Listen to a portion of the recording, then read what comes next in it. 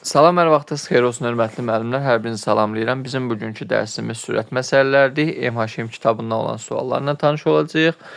100 nömrəli sualımıza baxaq. A və B şəhərlərindən sürətləri fərqi 5 km/saat olan 2 velosipedçi qarşı-qarşıya hərəkət etdi və 4 saat sonra görüşdülər.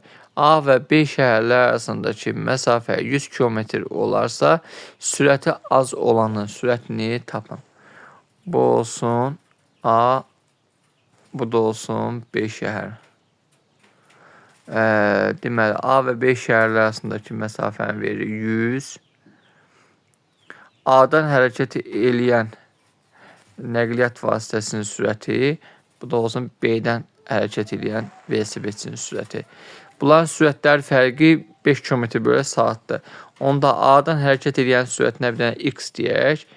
B-dən hərəkət eləyən sürəti olacaq X üstə gəlsin 5. X üstə gələ 5.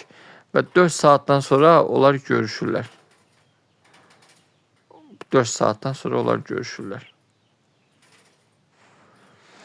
4 saatdan sonra onlar görüşürlərsə, hörmətli müəllimlər, onda bizim düsturumuz var idi.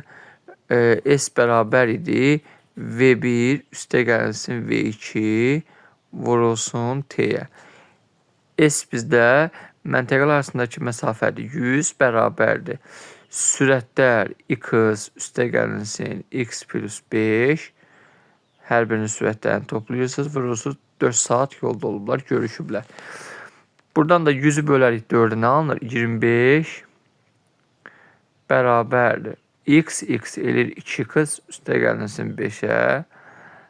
Buradan da 2x bərabərdir 20'yə. X də bərabər olur 20'ni də 2'yə bölürük, eləyir 10. X bərabərdir 10. Bunun sürətidir. Bunun da sürəti X üstə gəlsin 5 idi də. Bu da oldu 15. Biri 10'dur, biri 15'dir. Bizdən az olan soruşur. Doğru cavabımız D variantı. 100 nömrəli sualımızı həll elədik. İndi keçəcəyik digər sualımıza.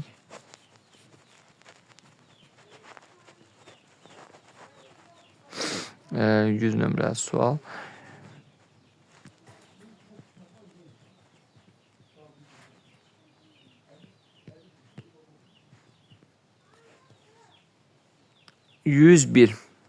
A və B şəhərlərindən sürətlər fərqi 3 km/saat olan 2 avtomobil qarşı-qarşıya hərəkət etdi.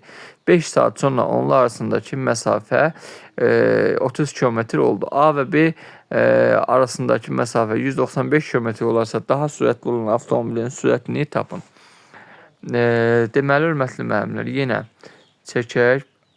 A və B məntəqələrimiz sürətləri fərqi saatda 3 km/saatdır. Onda bu olsun X, bu da olsun X plus 3. Sürətlər bəlli. 5 saatdan sonra bunlar arasında 30 km məsafə qalıb. Bu da olsun 30. Onlar arasında qalan məsafə. T də bərabər olsun 5'ə. 5 saat sonra. Deməli, ümumi məsafədə 195'dir. A və B şəhərlər arasındakı məsafə. Düsturumuz bu şəkildə idi. S bərabər idi. V1 üstə gəlsin V2 vurulsun T üstə gəlsin ara məsafəsi. İndi buradan 195 bərabərdir. V1 V2 X üstə gəlinsin X üstə gələk 3 vurulsun 5 T'nin əvəzinə üstə gəlsin ara məsafəsi 30'a. Buradan da 195'dən 30 çıxanda 165 bərabərdir. 5 vurulsun 2x üstə gəlinsin 3'ə. 165'i burada 5'ə bölərik. Eləyər 33 bərabərdir. 2x üstə gələk 3'ə. İndi 33'dən 3 çıxarıq 30. 2x bərabərdir 30'a. Buradan da x bərabər olur 15'ə. Daha sürətli olanın sürətini soruşur. Daha sürətli olan bax budur. 15'in də üstünə 3 gəlirsiniz. Eləyir sürəti 18. Doğru cavabımız oldu A bəndi.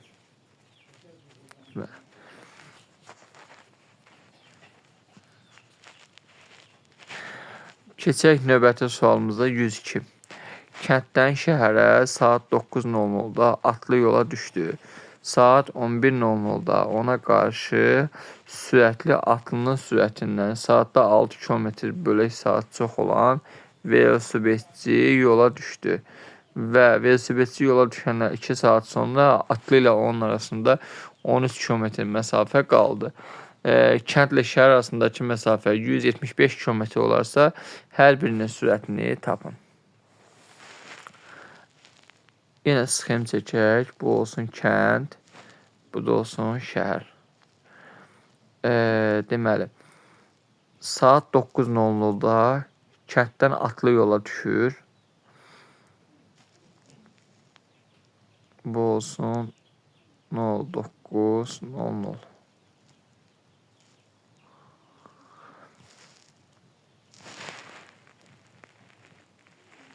Saat 11:00-da isə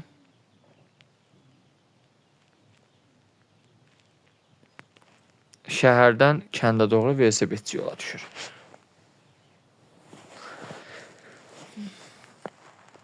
Velosipedçi yola düşəndən 2 saat sonra bunlar arasında 13 km məsafə qalır.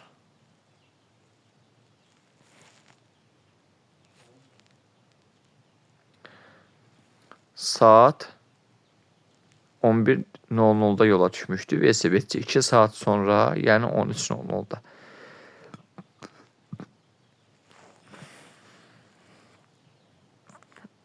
Deməli 13:00-da bunlar arasında 13 km məsafə qaldı. Və atlının sürətindən 6 km sürəti çoxdur velosipedçinin. Deməli, onda velosipedçinin sürəti x üstəgələk 6 olacaq. Atlının sürəti isə x olacaq. İndi baxaq. Buradan bura qədər neçə saat yolda olub? Kənddən hərəkət edən atlı 4 saat yolda olub. Şəhərdən hərəkət edən velosipedçi isə 2 saat yolda olub. Vəssalam, artıq hər şey məlumdur. Yenə eyni düsturumuzu tətbiq edirik. S bərabərdir. Sürətlər cəmini vurursunuz zamana. Üzərinə gəlirsiniz ara məsafəsini.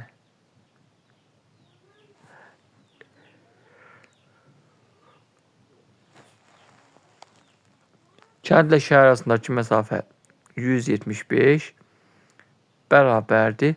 Sürətlər cəmi x üstəgələk x plus 6 vurulsun t. Neçə saat? Yox, burada üzr istəyirəm, hörmətli müəllimlər. Bizim maşınlarımız, daha doğrusu atlı və velosipedçi hər biri müxtəlif vaxtlarda yola düşdüyü üçün onda biz bunların hər birinin sürətini hər birinin yolda olduğu zaman müddətinə vuracağıq. Bunun sürəti x-dir. Vurursunuz bunun yolda olduğu zamana 4-ə, 4x üstə gəlinsin. Bunun sürətini x üstə gələ 6-nı vurursunuz 2 saat yolda olub. Bunlar üzr istəyirəm, müxtəlif vaxtlarda yola düşdüyü üçün üzərinə gəlinsin ara məsafəsi 13 bərabərdir ümumi məsafəyə 175-ə. Buradan alınır 4x üstə gələk 2x üstə gəlinsin 12 üstə gələk 13 bərabərdir 175-ə. Buradan alınır 6x üstə gəlinsin 25 bərabərdir 175. Buradan 6x bərabərdir 150-yə. X-də tabanda 150-ni bölürsə 6 eləyir 25. X bərabərdir 25. Bu 25 bizdə X-lə nə işarələmişdik?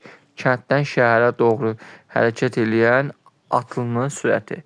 Deməli, atlının sürəti olacaq 25. Velosipedçinin sürəti isə bundan 6 km saatda çoxdur. Deməli, 25-in də üstünə 6 gələcək, olacaq 31. Deməli, atlının sürəti 25 km/saatdır.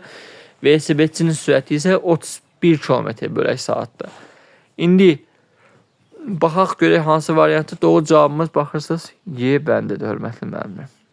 Hörmətli müəllimlər, bununla da bu video dərsimizin də sonuna gəldik. Sonda kanala abunə olub videoları bəyənməyi unutmayın.